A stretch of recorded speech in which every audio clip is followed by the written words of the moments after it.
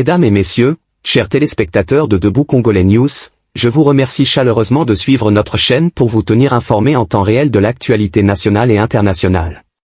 Votre fidélité et votre engagement sont notre motivation quotidienne.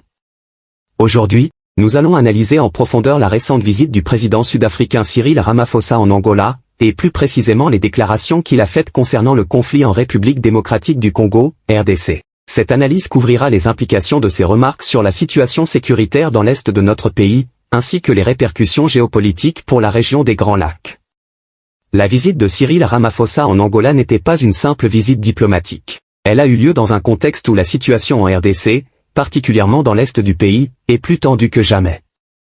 L'Angola, voisin de la RDC et acteur important dans la région, joue un rôle clé dans la médiation des conflits en Afrique centrale. Il est donc crucial de comprendre que les discussions entre Ramaphosa et les dirigeants angolais ont porté sur des questions de sécurité régionale, avec un accent particulier sur la crise en RDC. L'intérêt de cette visite réside principalement dans les déclarations que Ramaphosa a faites lors d'une interview, où il a confirmé ce que beaucoup soupçonnaient déjà, la présence des forces de défense rwandaises, RDF, aux côtés des rebelles qui combattent contre les forces armées de la République démocratique du Congo, FARC.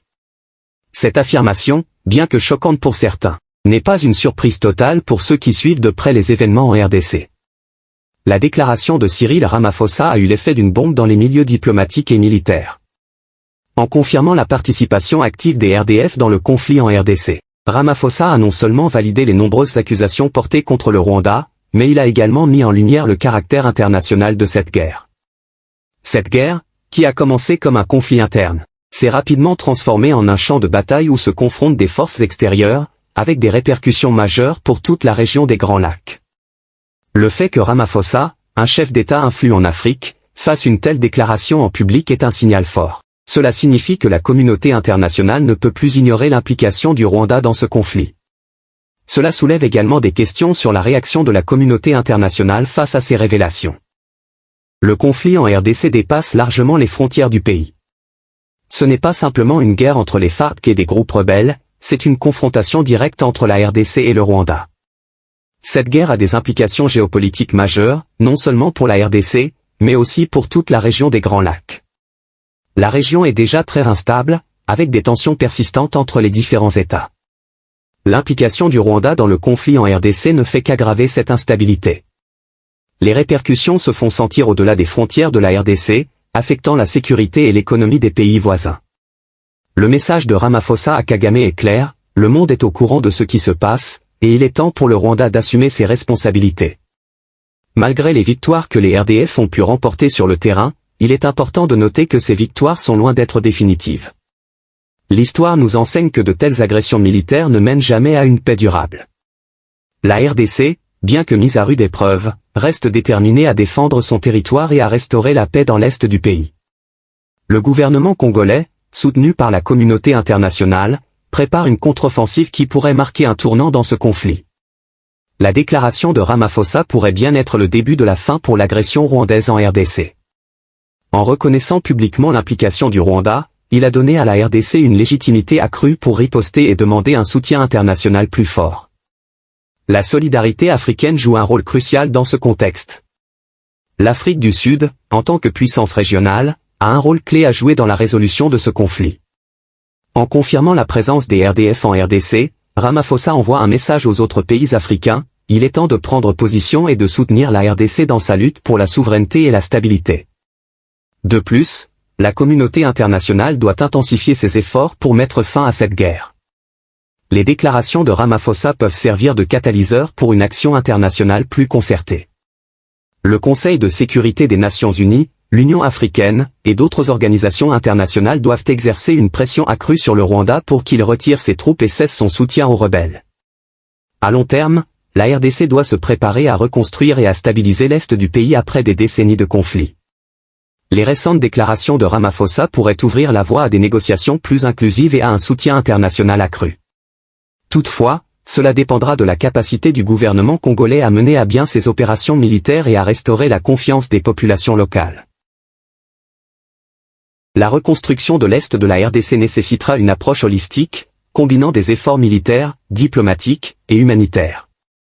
La stabilisation de la région est essentielle non seulement pour la RDC, mais aussi pour l'ensemble de la région des Grands Lacs.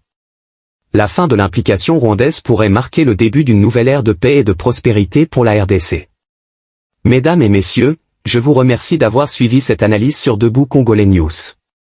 La situation dans l'Est de la RDC est complexe et délicate, mais avec le soutien de la communauté internationale et la détermination du peuple congolais, la paix peut être rétablie. Nous vous invitons à aimer cette vidéo, à vous abonner à notre chaîne pour ne manquer aucune de nos analyses et à rester informés sur les développements en RDC. Votre soutien est précieux pour nous. Signature. Votre serviteur, apôtre Dédé Kibala. I've had a wonderful visit to Angola to have discussions with President Lorenzo, and I thanked him for attending my inauguration in South Africa, and the visit was also to consolidate the very good relations between South Africa and Angola, and to continue finding ways of extending those relations and making them better. We also found time to give him a briefing about South Africa and the political situation in our country in the wake of setting up a government of national unity. Angola continues to be interested in the political situation in South Africa, as we are interested in the political situation in Angola, because we are two sister countries on the African continent that continue to have wonderful relations. We also had time to discuss the security situation in our region, in SADC, and discussed the conflict in the DRC. I took time to applaud and thank Angola and President Lorenzo for the efforts that he is personally making to make sure that we have a situation of peace in the DRC and the achievement of a ceasefire between the DRC and Rwanda. That is something that is really to be celebrated, and I took time to thank him for the work that he's doing. And we both discussed how we can make sure that the ceasefire becomes permanent, and the engagements with the various countries will continue. We also took time to discuss the bilateral relations between Angola and South Africa in terms of economic and investment linkages between the two countries. And I invited President Lorenzo to pay a state visit to South Africa later this year, and he has accepted, and the dates for that are to be finalized. And this in many ways goes to demonstrate the very special relationship between South Africa and Angola, and we're very pleased with this visit that we had to Angola, and it extends the good relations that exist between our two peoples. So thank you very much for being here and for your patience. Thank you.